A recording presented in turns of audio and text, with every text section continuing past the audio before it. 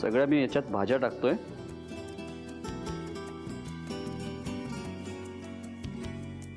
Sprouts आपण फक्त शेवटी टाकू.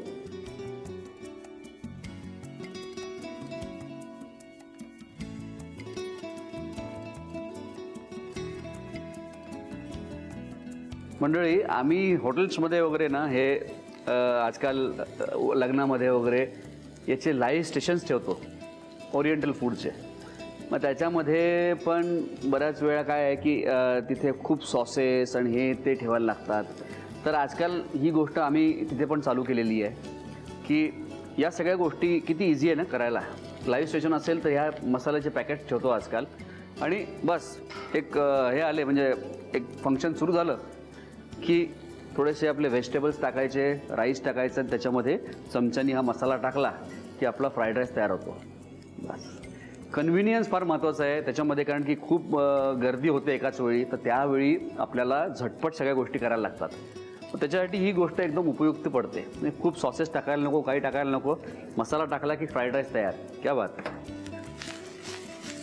बस आता हे मी टॉस करून घेतलेलं आहे आणि याच्यामध्ये मी आता टाकतोय राईस. त्याला हलकं टॉस करतोय आणि आता हा जो मसाला आहे हा पण याच्यात टाकणार आहे मी.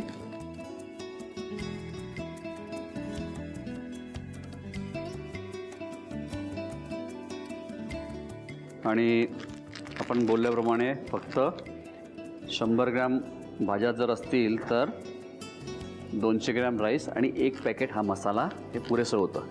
बरं, दुसरी गोष्ट म्हणजे याच्यामध्ये मीठ टाकायची पण जरूरत नाही आहे. याच्यामध्ये मीठ आहे ऑलरेडी, काहीही टाकायची जरूरत नाही आहे.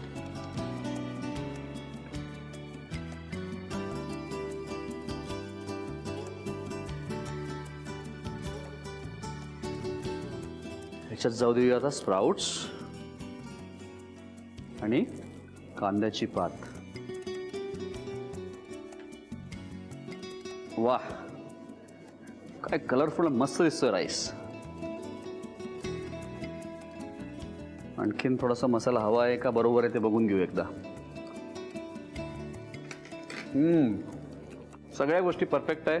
मीठ पण बरोबर आहे आणि जो स्वाद पाहिजे फ्राईड राईसचा त्या मसाल्यामुळे खूप मस्त आलेला आहे. आहे की नाही. आपली रेसिपी एकदम झटपट तयार झालेली आहे आणि एकदम टेस्टी पण तयार झालेली आहे. मंडळी, मी याला एक प्लॅटरमध्ये काढून घेतो. तोपर्यंत तुम्ही साहित्य आणि कृती लिहून घ्या. चिंग्स सिक्रेट फ्राईड राईस करण्यासाठी लागणारे साहित्य: शिजवलेला भात, चिरलेला कोबी, चिरलेला पातीचा कांदा, पॉपचॉय, चिरलेला गाजर, चिरलेली फरसबी, मोड आलेले मूग, चिरलेला लाल कोबी. चिंग्स सिक्रेट फ्राईड राईस मसाला. कृती: एका खोलगट पॅन मध्ये तेल गरम करून त्यामध्ये चिरलेला कोबी, चिरलेला पॉपचॉय, गाजर, फरसबी आणि लाल कोबी घालून भाज्या परतून घ्याव्यात. त्यानंतर तयार भात, चिंग्स सिक्रेट फ्राईड राईस मसाला, मोड आलेले मूग आणि चिरलेला पातीचा कांदा घालून सर्व मिश्रण नीट परतून डिश सर्व्ह करावी.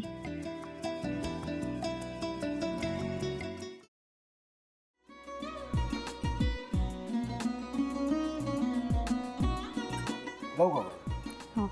असाच लावू ना.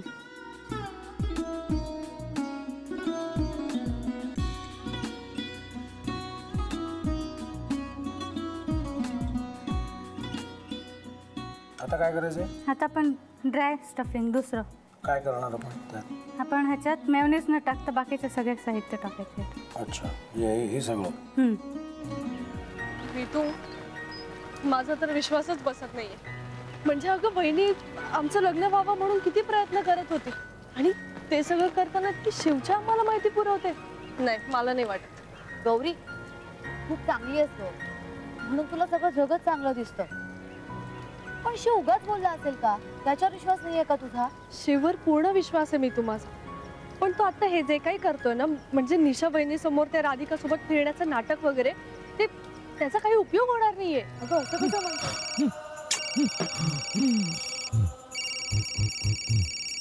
अगं निलिमा, जतीन भाईंचा कॉल आहे. हो माहितीये. रिसीव कर ना. अगं बघ, कट झाला.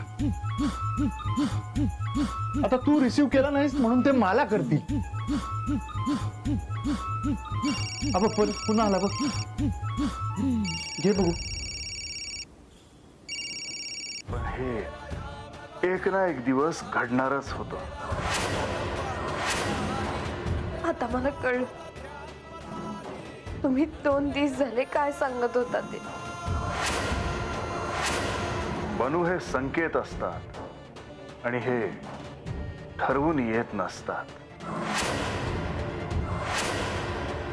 मी बाहेर तुमची वाट बघते.